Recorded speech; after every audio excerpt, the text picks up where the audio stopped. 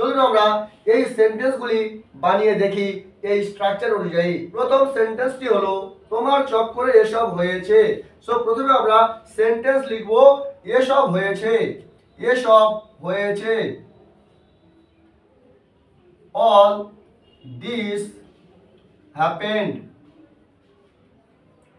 all this happened। এসব হয়েছে কার চক্করে? তোমার চক্করে, তোমার চক্করে। because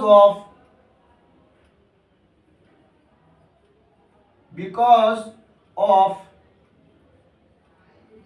you, because of you, তোমার চক্করে এসব হয়েছে।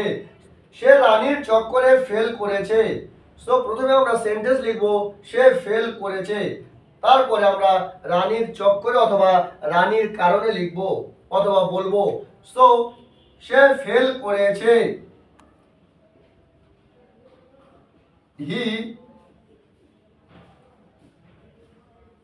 হি ফেল, সে ফেল করেছে কার চক্করে? রানীর চক্করে অথবা রানীর কারণে। বিকজ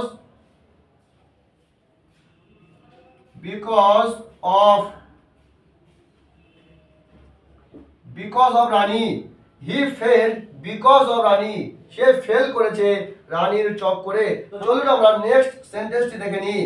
তুমি ওর চক্করে খারাপ হয়ে যাচ্ছ অথবা তুমি ওর কারণে খারাপ হয়ে যাচ্ছ।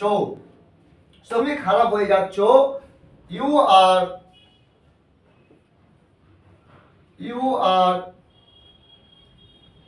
Getting worse,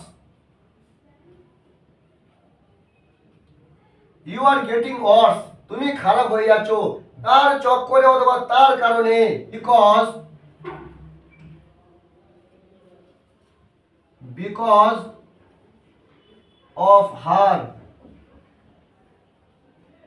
because of her, you are getting worse because of her, তুমি ওর চক্করে খারাপ হয়ে যাচ্ছ। হ্যাঁ বন্ধুরা, এই স্ট্রাকচার অনুযায়ী আমরা প্রচুর সেন্টেন্সেস আজকের থেকে আমরা স্পিকিং করতে পারবো ইন ইংলিশ।